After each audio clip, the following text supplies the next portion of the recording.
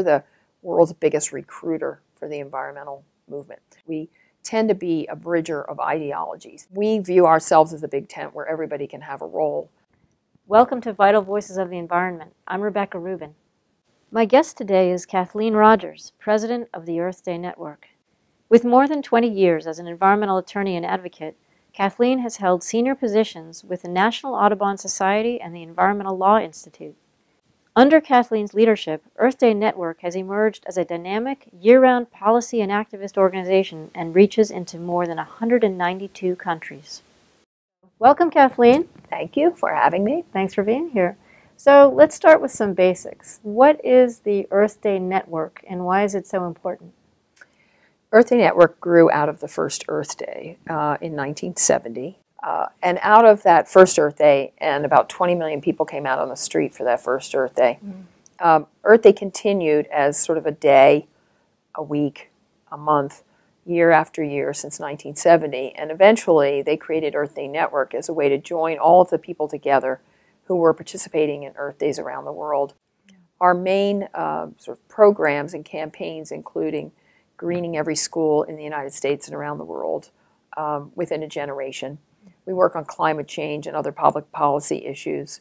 We're involved in a number of massive tree planting operations. We work with small cities and medium-sized cities to help them go green or greener.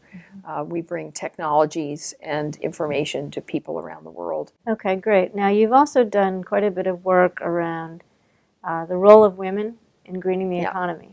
Whether it's the boardroom or in business or in schools, we're looking to bring more women into the green economy generally. I think women do have a different perspective and a lot of different interests to bring to the conversation about how we go green. We are, as a general rule, consensus builders. We tend to look more long range. We actually, in many, many countries, even in the U.S., have better business records when it comes to risk investment. Wow. So if you go back to the very first Earth Day, we weren't using some of the terminology we're using today to describe the really critical environmental issues of our time. So today we use words like climate change or climate disruption or climate resilience. How do those terms fit with the things that Earth Day traditionally focuses on? The first Earth Day was during the anti-war period and the civil rights movement.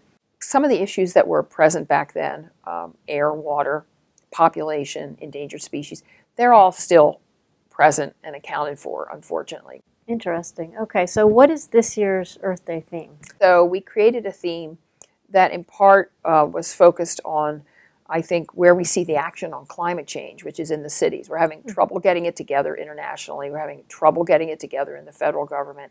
But cities and towns and states are making huge progress. And that can include transportation, air quality, energy efficiency is a huge part of what we do.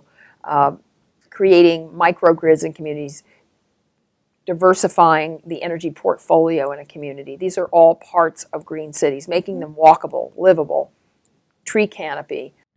So Kathleen, how can people get involved with Earth Day, either this year or on any subsequent year? Well, it's really easy. People can just take the time to think about their own lifestyle in their house. But I think the more important thing about Earth Day is stepping out into your community. So looking around for an opportunity, and there are literally hundreds of thousands of opportunities. Talking to your kids, participating in school project around Earth Day, because every school in the United States is doing something on Earth Day. The last big step is to reach out to your government, whether it's federal, local, state, and try and communicate your interest in protecting the environment, and also ask them what they're doing. They want to know that their constituents care, and they'll respond accordingly.